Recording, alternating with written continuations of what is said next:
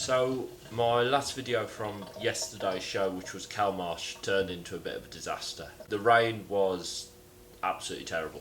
Everything pretty much broke. All of the radio mics that we were using died. We had to close the arena. We had to close the forest trail because it was impassable. That was yesterday. Today we are off to Beaulieu for Simply Japanese. I'm just making a coffee and then we're on the way. Yeah.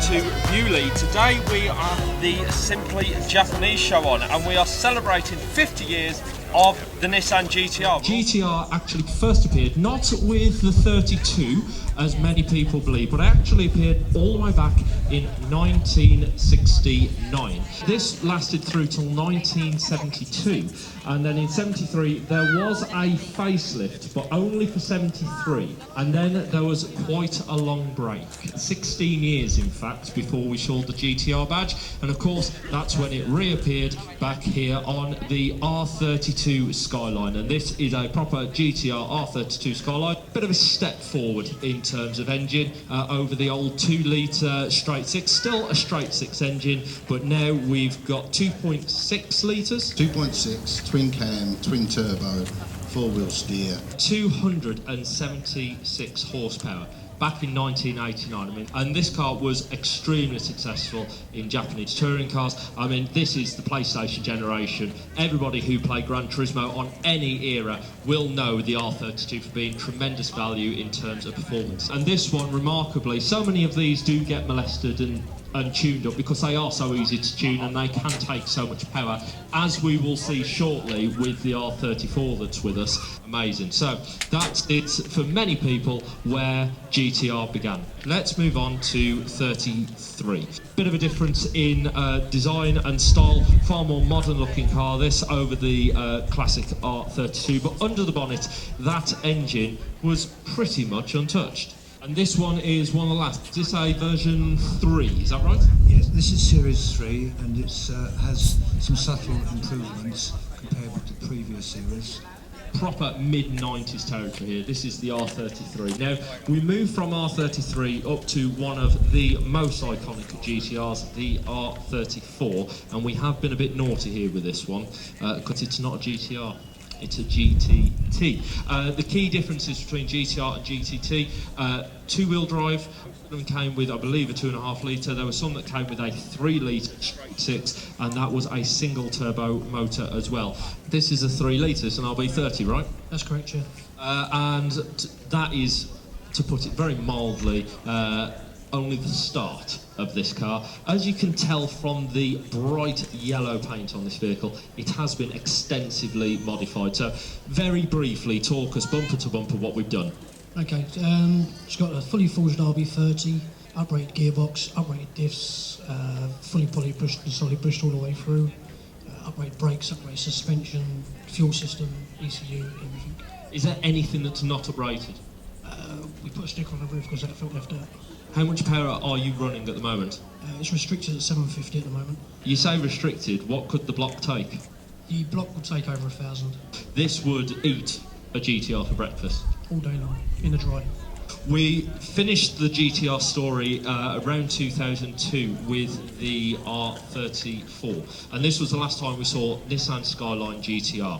We then moved from that to just Nissan GTR in 2007 when we saw this, which has been nicknamed R35, continue the tradition of R numbers. For the first time in GTR history, we moved from a straight 6 configuration. We still kept to 6 cylinders, but now we moved from straight 6 to V6. We still had 2 turbos. We've got a semi-automatic gearbox now rather than manual gearboxes, which is what we've had all the way through up until now. R34, I believe, believe was the first to bring in a 6-speed manual, previously all 5-speed, but this was the first. This was a huge step forward in terms of technology.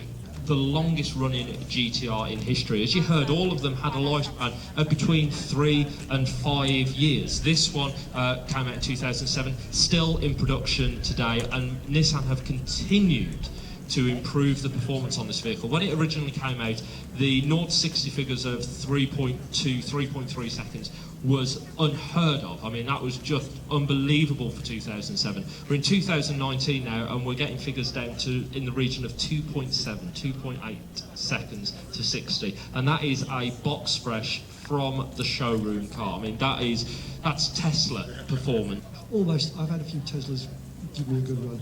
So that is a very brief, quick look through GTR through the ages. While you're all around, can I ask you please all to put your hands together for the Skyline Owners Forum, who put on a fantastic display for us. Think of all the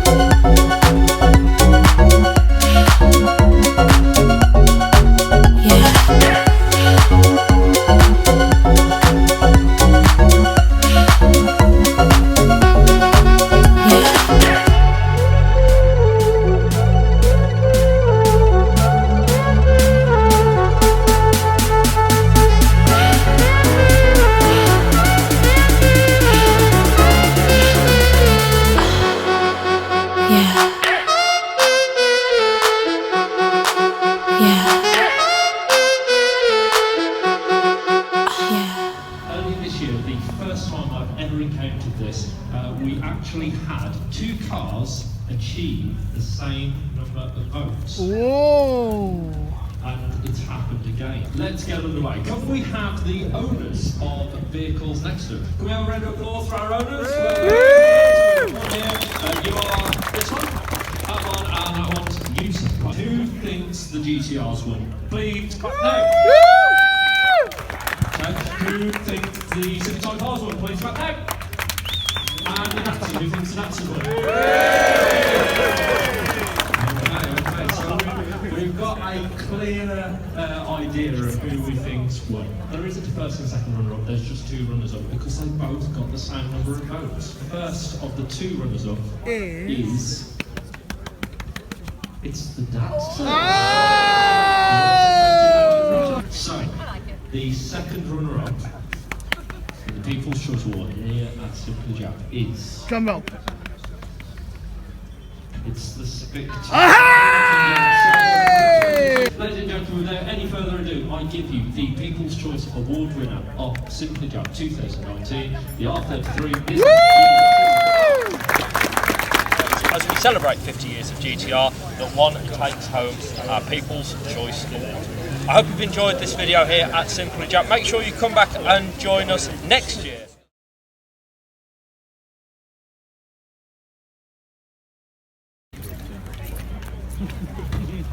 Too late, we've counted the votes. You can't polish it anymore.